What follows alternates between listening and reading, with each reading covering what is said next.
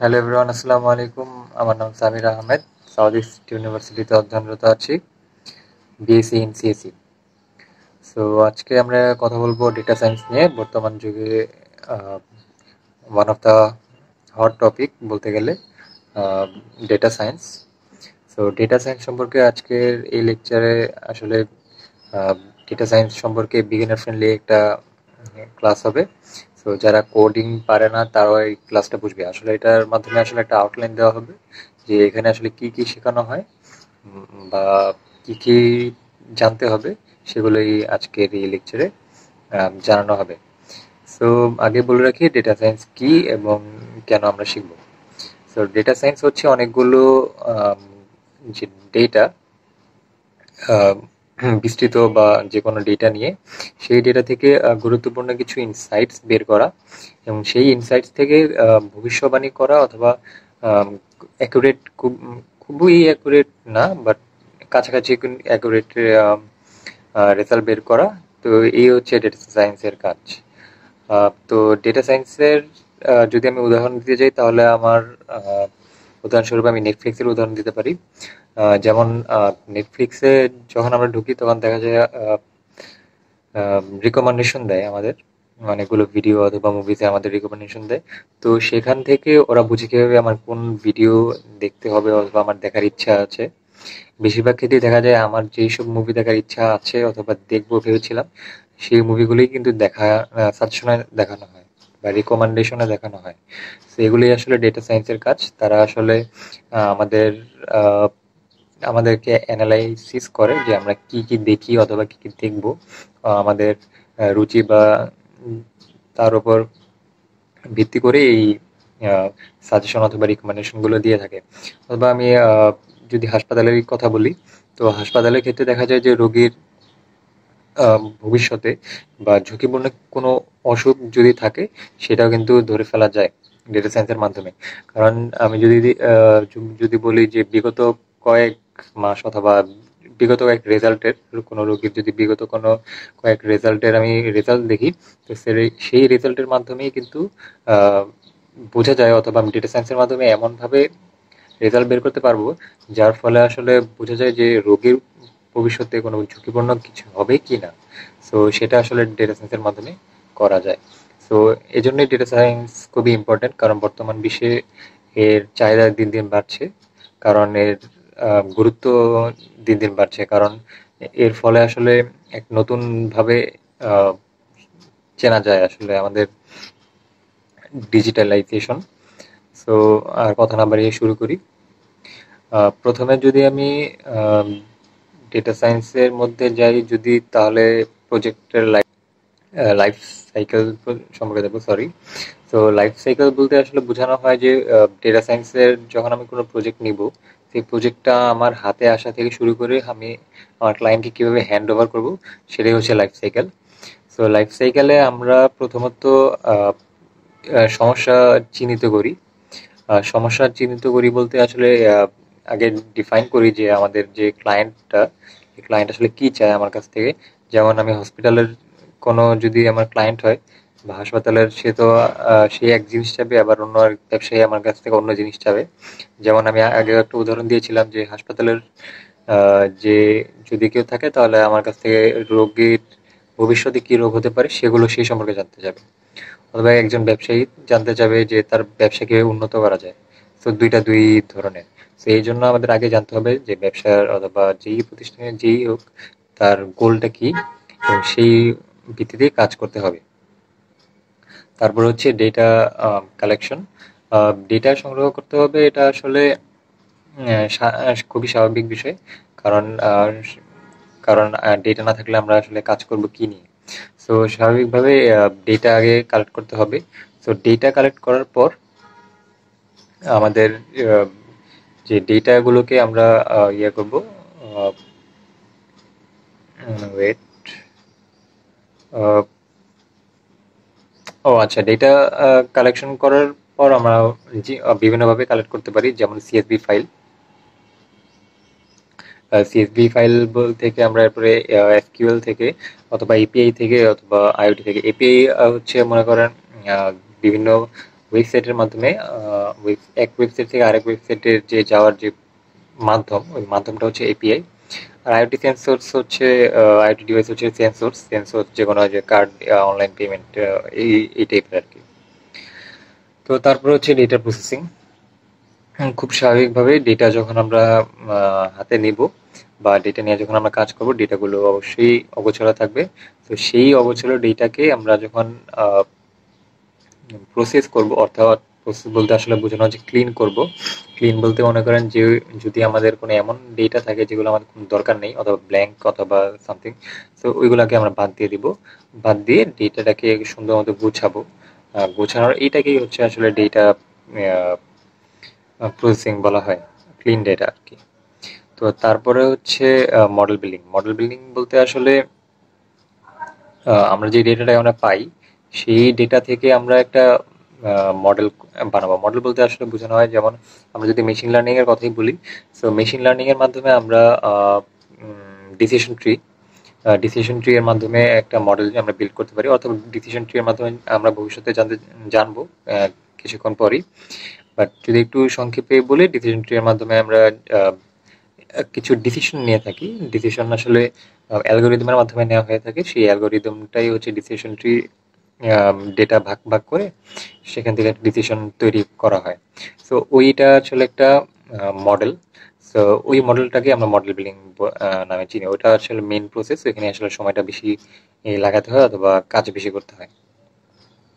তারপর হচ্ছে deployment. Deployment মানে হচ্ছে আমরা যে মডেলটা তৈরি করব, এটা এখন কাস্টমারকে অথবা প্রজেক্টটাকে আমি আমার হ্যান্ড ওভার করে দিব। সো হ্যান্ড ওভার করতে হলে বিভিন্ন মাধ্যম আছে। এটা আসলে ক্লায়েন্ট কীভাবে নিতে চায় তার উপর নির্ভর করে। যেমন ক্লায়েন্ট নিতে যেতে পারে অ্যাপের মাধ্যমে, ওয়েবসাইটের মাধ্যমে, এছাড়া আরও অন্যান্য সিস্টেম থাকতে পারে। বাট এভাবে নিয়ে মানে এইটাই আর কি লাইফ সাইকেল ডেটা সায়েন্সের। এইভাবেই একটা প্রজেক্ট নেওয়া থেকে কাস্টমারকে হ্যান্ড ওভার অথবা দেওয়া হয় আর কি। তারপরে যদি যাই আমরা ডেটা সায়েন্সে, তো ডেটা সায়েন্সে যদি আমরা এখন ভিতরে ঢুকি, তাহলে আমরা জানতে পারবো স্ট্যাটিস্টিক্স এবং প্রবাবিলিটি সম্পর্কে। স্ট্যাটিস্টিক্স অথবা প্রবাবিলিটি ডেটা সায়েন্সে খুবই গুরুত্বপূর্ণ একটি বিষয়। কারণ ডেটা সায়েন্সে অনবরত অনেক প্রবাবিলিটির কাজ হয়ে থাকে। প্রবাবিলিটি বলতে আসলে যেমন আমরা রোগীর কথাই যদি চিন্তা করি, রোগীর এমন হতে পারতো যে তার রোগ নাও হতে পারতো, বাট এটা একটা চান্সের উপর নির্ভর করে। সেই চান্স আর প্রবাবিলিটি কিন্তু একই, বাট একটু ভিন্ন। বাট প্রবাবিলিটির এরকম অনেক কাজ রয়েছে স্ট্যাটিস্টিক্সেরও। ভবিষ্যতে আমরা যখন এই পান্ডাস অথবা নামপাই সম্পর্কে জানবো, তখন এই বিষয়ে আরো কথা বলবো, কারণ সেখানে ডেটার এরকম অনেক কাজ থাকে যে করা হয় আর কি স্ট্যাটিস্টিক্সের মাধ্যমে। আমরা যখন একটু অ্যারে করি, অ্যারের মাধ্যমে আমরা হিসাব নিকাশ করি অনেক। সো এই বিষয়ে আমরা কথা বলবো। বাট এই হচ্ছে আমাদের স্ট্যাটিস্টিক্স এবং প্রবাবিলিটি।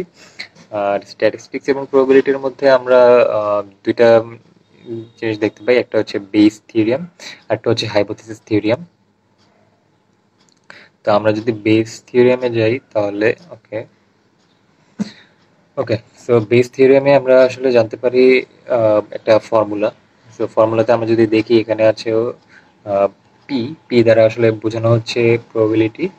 আর A given B, A given B, আচ্ছা এটা মানে হচ্ছে এ একটা ধরে নেওয়া যায় একটা মাধ্যম অথবা যে কোনো কিছু হতে পারে, বিও সেম। সো এ ইভেন বি এর মাধ্যমে আসলে আমরা যে সূত্রটা দেখতে পাচ্ছি সেটা হচ্ছে probability of B even a. এর মানে হচ্ছে এ এর সাপেক্ষে যে বি এর মানটা থাকবে প্রবাবিলিটির, সেটা into probability into A divided by probability into B. অর্থাৎ এ এর সাপেক্ষে যে বি এর মানটা থাকবে তার সাথে প্রবাবিলিটি এ এর মানটা আমরা গুণ দিব, তার সাথে প্রবাবিলিটি বি এর মানটা আমরা ভাগ দিব। সো এটা হচ্ছে বেস থিওরামের সূত্র।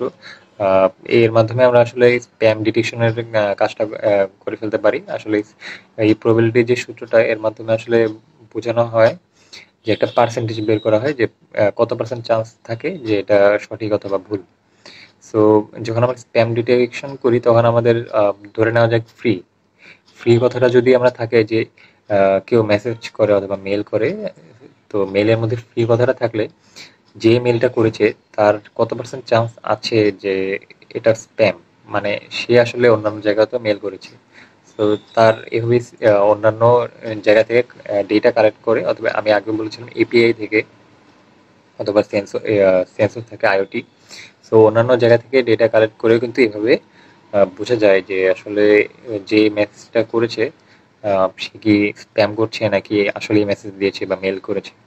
তো এই মাধ্যমে আসলে বোঝা যায় যে এটা আসলে স্প্যাম নাকি অন্য কিছু না। তো এটাও একটা ভালো ডেটা সায়েন্সের উদাহরণ হয়ে গেল। পরে যদি আমরা যাই হাইপোথিসিস টেস্টিং। হাইপোথিসিস টেস্টিং এর দুইটা ভাগে ভাগ করা হয়, একটা হচ্ছে নাল হাইপোথিসিস, আর একটা হচ্ছে পি ভ্যালু। সো নাল হাইপোথিসিসের ব্যাপারটা হচ্ছে পুরোটাই ধারণামূলক। আমরা যখন কোনো কিছু হবে বা হয়, তখন আমরা একটা ধারণা করি যে এটা হয়েছে।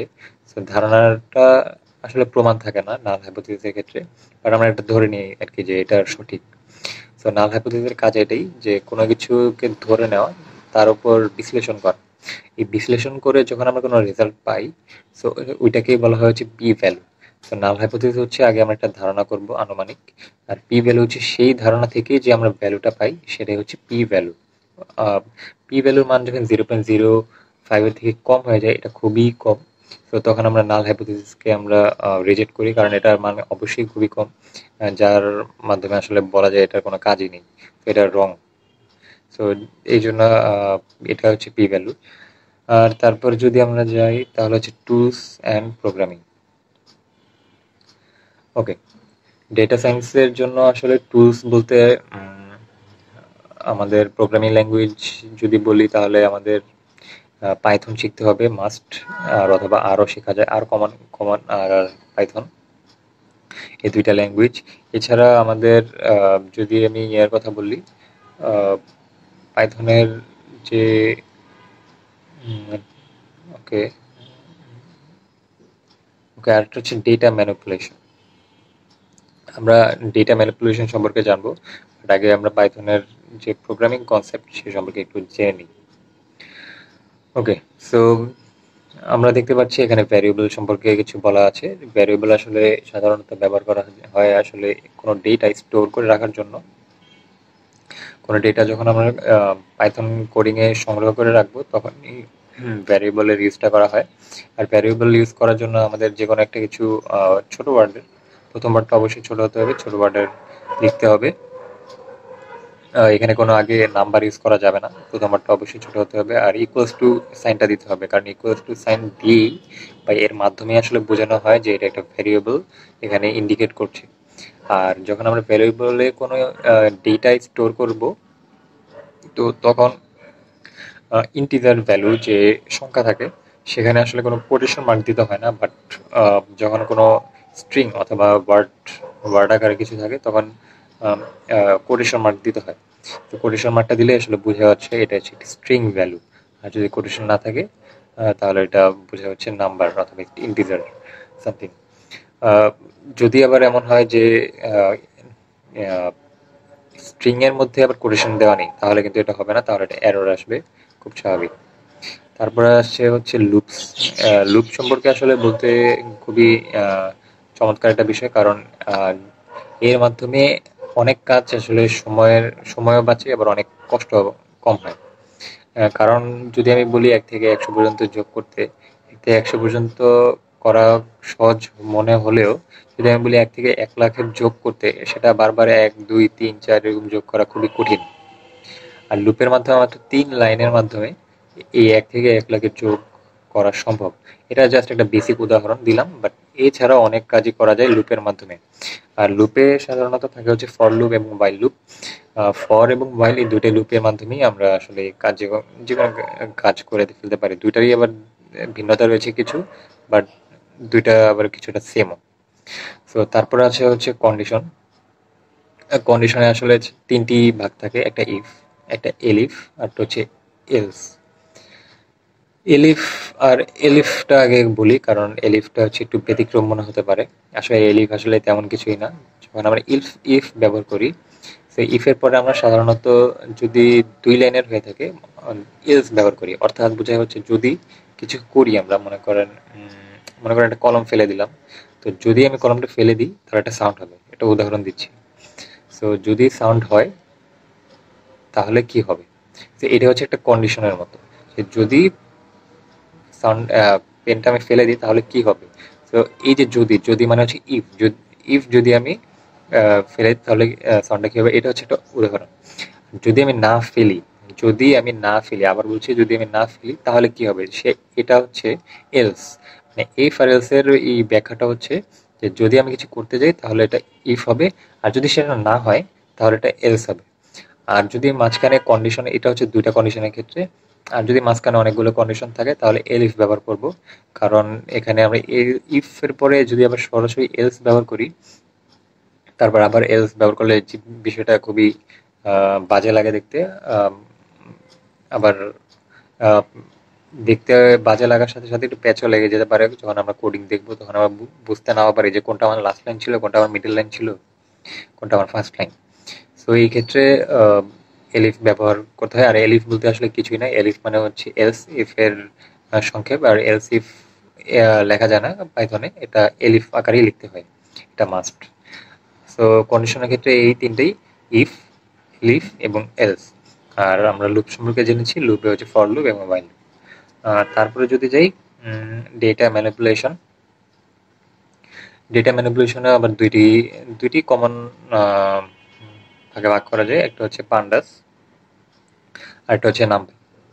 সো পান্ডাসের কাজ হচ্ছে সাধারণত ডেটা যেগুলো আমরা পাই সেগুলোকে কলাম আকারে তৈরি করা, কলাম আকারে তৈরি করা, অথবা সেগুলোকে একটা ক্লিন ক্লিন ডাটা যেটা বলে, আমরা ক্লিন ডাটা ক্লিনিং করি এই পান্ডাসের মাধ্যমে। এখানে ক্লিন করার আমরা যদি আমরা এই নিচের উদাহরণটা দেখি, এখানে ড্রপ না একটা ইয়ে আছে, অ্যালগোরিদম আছে। সো এর কাজ হচ্ছে আমাদের যে মিসিং ভ্যালুগুলো থাকে সেগুলোকে রিমুভ করে দেওয়া। কারণ মিসিং ভ্যালুর কোনো কাজ নেই এই কোডিং এর মধ্যে, বা ডেটাতেও এখানে যেহেতু এটা মিসিং, এর কোনো কাজই নেই। সো এভাবে ডেটা আস্তে আস্তে ক্লিন হয়ে যায়। তারপর যদি আমি গ্রুপ বাই এর কথা বলি, গ্রুপ বাই ডট মিন। হ্যাঁ, গ্রুপ বাই এর আগে যদি বলি, এটা মানে হচ্ছে অনেকগুলো ডাটাকে একটা গ্রুপে করে, মানে একটা নির্দিষ্ট গ্রুপে করে, এরপরে ডট মিন বলতে বোঝা হচ্ছে সেই গ্রুপটাকে, অথবা যে কোনো মিন যদি আমি আলাদা ইউজ করি তাহলে ওটাকে বোঝা হচ্ছে গড় করা।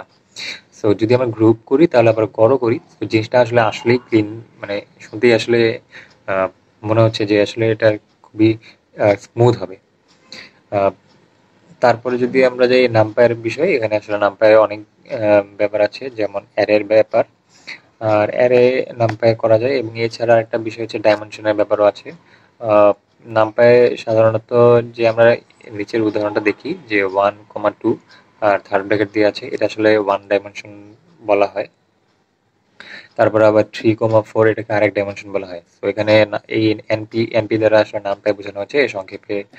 যেহেতু নামপায়ের ওয়ার্ডটা বড়, সো এনপি দিলে আসলে ওয়ার্ডটা ছোট মনে হয়, তাই আর কি এনপি সংক্ষেপে দেওয়া যায়। সো এমপি দিয়ে অ্যারে দেওয়া আছে, তারপরে ওয়ান ডাইমেনশন, তারপরে টু ডাইমেনশন, এটা আমরা বুঝেছি এই যে পাশে লেখা আছে টু ডি অ্যারে। তারপরে নিচে যদি আমরা দেখি, এটা হচ্ছে রিশেপ। রিশেপ যেমন নাম তেমনই কাজ।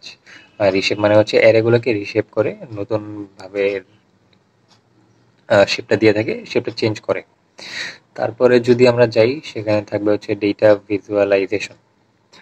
ডেটা ভিজুয়ালাইজেশন আসলে খুবই দরকারি একটা বিষয়।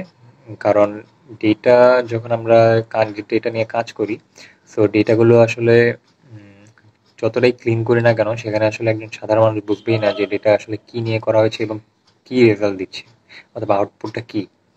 তো একজন সাধারণ ব্যক্তি যদি যখন মানে যদি না বুঝতে পারে আসলে ডেটাটা আসলে কোনো কাজে লাগে না। যেমন আমি যদি বলি, যদি আমাকে কোনো কেউ ক্লায়েন্ট আমি কাজ দিয়ে থাকে, আমি ডেটা যদি দিও, আমার ক্লায়েন্ট এমন হতে পারে নাও বুঝতে পারে, খুবই স্বাভাবিক। কারণ আমি ডেটা নিয়ে কাজ করি, আমি ডেটা বুঝি, বাট আমার ক্লায়েন্ট নাও বুঝতে পারে। সেই ক্ষেত্রে ডেটা ভিজুয়ালাইজেশনটা খুবই ইম্প্যাক্ট ফেলে। কারণ ভিজুয়ালাইজেশনের ফলে কি হয় যে গ্রাফ অথবা কলাম অথবা চার্টের মাধ্যমে বোঝানো হয়ে থাকে। এখানে একদম হুবহু এক্স্যাক্টলি মান থাকে না, বাট এর মাধ্যমে একটা ব্রিফ রেজাল্ট পাওয়া যায়, বা বোঝা যায় যে আমার রেজাল্টটা কেমন হচ্ছে, আপ হচ্ছে নাকি ডাউন হচ্ছে। তো এই ক্ষেত্রে আমার ভিজুয়ালাইজেশনটা খুবই গুরুত্বপূর্ণ। আর ভিজুয়ালাইজেশন যে শুধু দেখতে হবে এই বিষয়টা তেমন না, এটা আসলে বলার মাধ্যমেও কিন্তু করা যায়। যেমন স্টোরি টেলিং আমি লিখে রেখেছি, কারণ স্টোরি টেলিং এর মাধ্যমে ডেটা বলা যায়। তো আমি যদি ডেটা ভিজুয়ালাইজেশনে যাই তাহলে আমরা পাবো হচ্ছে পাওয়ার বিআই এর উদাহরণ দিতে পারি। এটা হচ্ছে আসলে শুধু পাওয়ার বিআই না, এছাড়া অন্যান্য অ্যাপও আছে। অ্যাপের মাধ্যমে আমরা ভিজুয়ালাইজেশনের কাজটা করে ফেলতে পারি। পাওয়ার বিআই আসলে কাজটা হচ্ছে কলাম, গ্রাফ অথবা এক্সট্রাক্ট এগুলো তৈরি করা। কলাম গ্রাফ তৈরি করতে গেলে আমরা ডেটাকে অনেকভাবেই আমরা করে ফেলতে পারি। যদি আমরা পরের স্লাইডে যাই তাহলে আমরা দেখতে পারবো যে কিভাবে পাওয়ার বিআই এর মাধ্যমে যে ডেটাগুলো থাকে ইম্পোর্ট থেকে শুরু করে কিভাবে স্লাইসিং মানে হচ্ছে ডেটাগুলোকে অনেক ভাগে ভাগ করার ভাগ করার পরে এর মাধ্যমে রেজাল্ট কিভাবে সুন্দরভাবে বের করা যায়। তো আমি যদি বলি প্রথমে হচ্ছে ডাটা ইনপুট করতে হয় সিএসভি বা যে কোনো ডেটা ফাইলই হয়ে থাকে। তো সেটা ইনপুট করার পর আমরা সেটার ভিজুয়াল তৈরি করব। ভিজুয়াল মানে হচ্ছে আমরা কলাম অথবা পাই চার্ট এগুলোই বোঝানো হয়ে থাকে। সো এগুলো তৈরি করার পর আমরা ওই যে স্লাইসার বা ফিলার ইউজ করব। এর মানে আমি আগেও বলেছিলাম, এর মানে হচ্ছে অনেকগুলো কলাম বা চার্ট তৈরি করা, এর মানে একের ভিতরে অনেকগুলো তৈরি করা, যার ফলে সুন্দর লাগে। তো তারপরে হচ্ছে পাবলিশ করা। পাবলিশ আসলে তেমন না, পাবলিশটা আসলে হতে হবে সুন্দর এবং পরিষ্কার। মিনিমাম 3-4 কালারের, 3-4 কালার, 4 কালার না, 3 কালারের মধ্যে যদি ডায়াগ্রাম বা কলাম তৈরি করা যায় তাহলে খুবই সুন্দর লাগে। এর চেয়ে বেশি দিলে আবার একটু বাজে হয়ে যেতেও পারে, উল্টা হিতে বিপরীত হয়ে যেতে পারে। সো এই হচ্ছে পাওয়ার বিআই এর কাজ। পাওয়ার বিআই ছাড়াও অন্যান্য অ্যাপ ইউজ করা যায়, বাট পাওয়ার বিআইটা হচ্ছে খুবই বিগিনার ফ্রেন্ডলি, খুবই ইজি টু ইউজ, তাই আর কি পাওয়ার বিআই দিয়ে আমরা এটা ব্যাখ্যা দিলাম। তারপরে যদি বলি হচ্ছে স্টোরি টেলিং এর কাজ হচ্ছে, আমি আগেও বলেছি যে স্টোরি টেলিং এর মাধ্যমে কি হয় যে ডেটা তো জাস্ট দেখে দেখে বুঝলেও আমাদের আগে বলতে হবে যে এটা কি হয়েছে এবং কিভাবে হয়েছে। আমরা যদি কোনো ক্লায়েন্টকে জাস্ট শুধু স্ট্রেট ফরওয়ার্ডলি বলি যে আমার এই ডাটা এই ডাটা ওই, সো এভাবে বোঝানো খুবই কষ্ট হয়ে যাবে। সো এইখানে স্টোরি টেলিংটা খুবই ইম্প্যাক্ট ফেলে বোঝানোর ক্ষেত্রে, কারণ একটা ক্লায়েন্ট যদি দেখে নাও বুঝে, বাট স্টোরি টেলিং অথবা বলার মাধ্যমে খুবই বোঝানো যায় এবং ইম্প্যাক্টটা খুবই গুরুত্বপূর্ণ, কারণ এর মাধ্যমে ক্লায়েন্ট আসলে মেইনলি বুঝতে পারে যে তার আসলে কাজটা কি হচ্ছে অথবা ডেটাটা কি হচ্ছে। সো এর মাধ্যমেই কিন্তু একটা ভালো ভিজুয়াল ইম্প্যাক্ট ফেলে আর কি। তো তারপরে স্লাইডে যদি যাই তাহলে হচ্ছে মেশিন লার্নিং আসে। মেশিন লার্নিং এর দুইটি ভাগ। মেশিন লার্নিং এ হচ্ছে সুপারভাইজড লার্নিং আর হচ্ছে আনসুপারভাইজড লার্নিং। যদি আমি সুপারভাইজড লার্নিং নিয়ে কিছু বলি, সুপারভাইজড লার্নিং এর হচ্ছে সুপারভাইজড লার্নিং এ লেবেল দেওয়া থাকে। লেবেল বলতে আসলে বোঝানো হয় ইনপুট এবং আউটপুট থাকে দুইটা। ইনপুট এবং আউটপুট বলতে, যেমন আমি যদি কোনো উদাহরণ দিই, মনে করেন যে ইনপুটের মধ্যে মানে মানুষ দ্বারা তৈরি, মানুষ দ্বারা কোনো ইনপুট দেওয়া হলে সেটার আউটপুট কি হবে সেটাও কিন্তু আসলে কোনো মানুষ বলে দিয়ে থাকে। সো মেশিন কি করে, সেই ইনপুট এবং আউটপুটটাকে খেয়াল করে এবং সিমিলারলি অন্যান্য রেজাল্টও এরকম টাইপ, হুবহু দেয় না বাট এরকম টাইপেরই রেজাল্ট দিয়ে থাকে। সো এটাই হচ্ছে সুপারভাইজড লার্নিং। মানে অর্থাৎ বোঝা যায় যে মানুষ যেই লেবেল দিয়ে থাকে, তো তাকে কেন্দ্র করে মেশিন রেজাল্ট দিয়ে থাকে। আর যদি আমি আনসুপারভাইজডের কথা বলি তাহলে আনসুপারভাইজডের মধ্যে লেবেল দেওয়া থাকে না, তাকে বলতে আসলে ইনপুটের মধ্যে থাকে বাট আউটপুটে দেওয়া থাকে না। তো এতে কি হয় যে মেশিন ইনপুট যখন নেয় তখন আসলে নিজে নিজেই আসলে চিন্তা করে যে আমার কি রেজাল্ট দেওয়া উচিত, অথবা চিন্তার মাধ্যমে বের করে যে কি করা উচিত। তো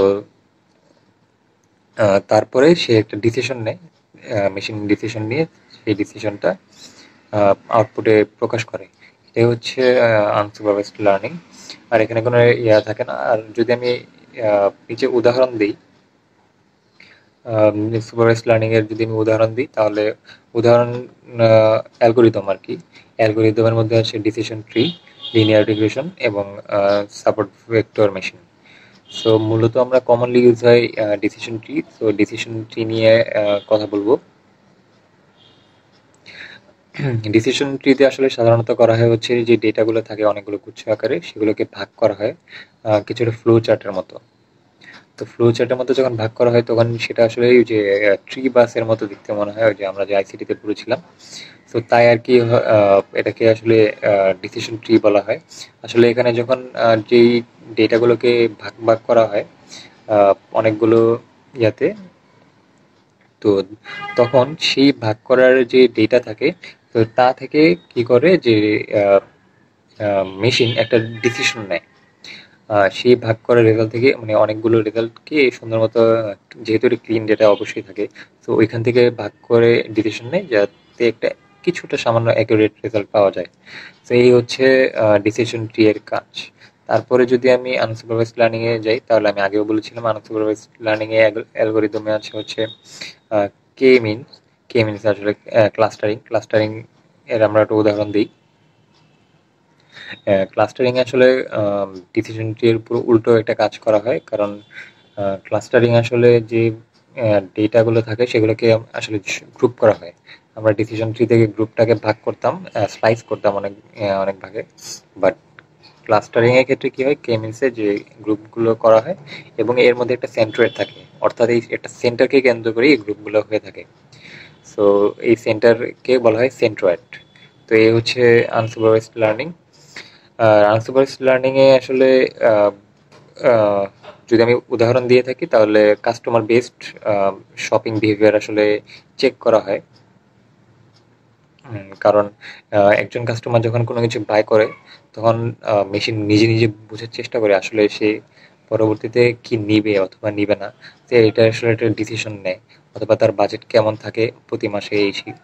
তো এটার একটা কেন্দ্র করি সে আসলে একটা রেজাল্ট দেয় অথবা ডিসিশন নিয়ে। তো আমরা আগেও বলেছিলাম, যেহেতু ইনপুটটা লেভেল আকারে থাকলেও আউটপুটটা কিন্তু লেভেল আকারে থাকে না, যার ফলে মেশিন নিজে নিজে চিন্তা করে, যে চিন্তা করে একটা ডিসিশন নেয়। এক্ষেত্রে কিন্তু আনসুপারভাইজডই কাজ করছে, যেহেতু মেশিন নিজে নিজে কাজ করছে। এখানে আসলে মানুষ দ্বারা কোনো ইনপুট অথবা আউটপুট দেওয়া সম্ভব না। ওকে, তারপরে যদি যাই রিসোর্স অ্যান্ড লার্নিং। রিসোর্সের ক্ষেত্রে আসলে আমরা যদি প্ল্যাটফর্মের কথা বলি, অনলাইন প্ল্যাটফর্ম, অনলাইনে আসলে সাধারণত ইউটিউবে অনেক ভিডিও পাওয়া যায়, ফ্রি ভিডিও ডেটা সায়েন্সের। এছাড়া আমাদের এখানে ক্যাগল আছে, Kaggle practice with real data sets. এখানে টাইটানিক হাউস আছে, হাউজিং। এর মাধ্যমে আমরা ডেটা সায়েন্সের কিছু ব্যাখ্যা এবং ভালো কিছু তথ্যাদি পেতে পারি। এছাড়া যদি আমি বইয়ের কথা বলি, তাহলে hands on machine learning with skid learn. So এর মাধ্যমে, এই বইয়ের মাধ্যমে আমরা কিন্তু পড়তে পারি অথবা জানতে পারি যে ডেটা সায়েন্সের মধ্যে কি কি আছে এবং নাই। তো তারপর যদি আমি টুলসের কথা বলি, যেহেতু আমরা পাইথন প্রোগ্রামিং নিয়ে কাজ করব অথবা পড়বো, তো সেখানে জুপিটার নোটবুকের ব্যবহার করা যেতে পারে, অথবা পাইচার্ম পাইচার্ম ইউজ করা যেতে পারে, যেহেতু পাইথনের জন্য খুবই বিগিনার ফ্রেন্ডলি একটি আইডিবি এবং খুবই ভালো। আর যদি আমরা কোড এডিটিং এর কথা বলি, তাহলে ভিএস কোড ইউজ করা যেতে পারে। ভিএস কোড এবং ভিজুয়ালাইজেশনে আমরা পাওয়ার বিআই এর কথা বলেছি, বাট পাওয়ার বিআই এর পাশাপাশি ট্যাবলিউ এবং ম্যাটপ্লটলিব ইউজ করা যেতে পারে। যেহেতু বলেছিলাম পাওয়ার বিআই খুবই বেসিক একটি অ্যাপ এবং এর মাধ্যমে বিগিনার ফ্রেন্ডলি এগুলো। আর যদি আমরা একটু হায়ার লেভেলে কাজ করতে পারি, তাহলে এই যে ট্যাবলিউ অথবা ম্যাটপ্লটলিবেও কাজ করা যেতে পারে। তো এই হচ্ছে ডেটা সায়েন্স, এই হচ্ছে ডেটা সায়েন্সের ব্যাখ্যা। তো যদি আমরা শুরু থেকে দেখি আমরা কি কি জানতে পেরেছি ডেটা সায়েন্সে। তো শুরুতে আমরা জানতে পেরেছি ডেটা সায়েন্স কি, কেন আমরা এই ডেটা সায়েন্স নিব অথবা এই নিয়ে জানবো। তারপর একটা প্রজেক্ট কিভাবে হ্যান্ড ওভার করতে হয়, শুরু থেকে শেষ করতে হয়, এই বিষয়ে আমরা জানতে পেরেছি। তারপরে আমরা জানতে পেরেছি হচ্ছে ডেটা সায়েন্সে প্রবাবিলিটি সম্পর্কে জানতে পেরেছি, বেসিক ধারণা, যে ডেটা সায়েন্সে আমাদের কি কি জানা উচিত এবং কি কি জানা জরুরি, স্ট্যাটিস্টিক্সের ব্যাপারটাও। তারপরে আমরা বেস থিওরিয়াম সম্পর্কে জেনেছি, এরপরে হাইপোথেসিস টেস্টিং সম্পর্কে জেনেছি। তারপরে আমরা টুলস, ডেটা সায়েন্সের যে টুলস ব্যবহার করা হয়, পাইথন এবং আর প্রোগ্রামিং ল্যাঙ্গুয়েজ। আর টুলস হিসেবে আমরা যে প্যান্ডাস এবং নামপ্যায়ের ব্যবহার জানতে পেরেছি ডেটা ম্যানিপুলেশনে। তারপর যদি আমরা ডেটা ভিজুয়ালাইজেশনের কথা বলি, আমরা লাস্টে দিদিও ম্যাটপ্লটলিব এবং ট্যাবলিওর কথা জানতে পেরেছি, আর শুরুর দিক দিয়ে যে পাওয়ার বিআই সম্পর্কে জানতে পেরেছি, আর স্টোরি টেলিং সম্পর্কে ভিজুয়ালাইজেশনের একটা সুন্দর ব্যাখ্যা জানতে পেরেছি, ব্যাখ্যার মাধ্যমে বুঝতে পেরেছি। আর তারপরে শিখতে পেরেছি হচ্ছে মেশিন লার্নিং। আসলে মেশিন লার্নিং এর এখানে খুবই ক্ষুদ্র একটা পার্ট ব্যাখ্যা করা হয়েছে, কারণ মেশিন লার্নিং এর অনেক বড় একটা পার্ট রয়েছে এবং এটা খুবই ইম্পর্টেন্ট ডেটা সায়েন্সের জন্য। মেন কাজ আসলে প্রায় বলতে গেলে এটাই, এর মাধ্যমেই হয়ে থাকে, সম্পাদন হয়ে থাকে। সো মেশিন লার্নিং এ আমরা শিখতে পেরেছি সুপারভাইজড লার্নিং, তারপরে আনসুপারভাইজড লার্নিং। সুপারভাইজড লার্নিং এ হচ্ছে ডিসিশন ট্রি, কিভাবে ডেটাকে ভাগ করা হয়, ভাগ করে ডিসিশন নেওয়া হয়। আর আনসুপারভাইজড লার্নিং এর সম্পর্কে আমরা জানতে পেরেছি আনসুপারভাইজড লার্নিং এ কিভাবে একটা ইনপুট থেকে নিজে নিজে ডিসিশন নিয়ে কিভাবে আউটপুট বের করা হয়, সেখানে কে মিনস অথবা ক্লাস্টারিং এর মাধ্যমে কিভাবে ডিসিশন কম্পিউটার অথবা মেশিন নিয়ে থাকে। তারপরে জানতে পেরেছি যে কিভাবে আমরা কোন কোন প্ল্যাটফর্ম থেকে আমরা শিখতে পারবো। ক্যাগেল আছে, হ্যান্ডস অন মেশিন লার্নিং।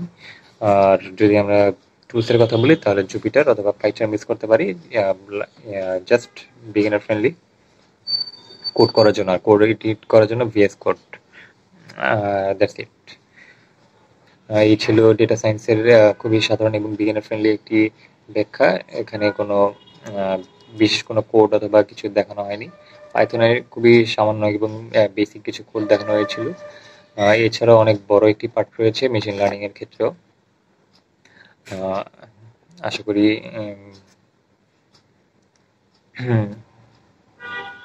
ওকে, আশা করি সবাই ভালো থাকবেন, সুস্থ থাকবেন। ভালো।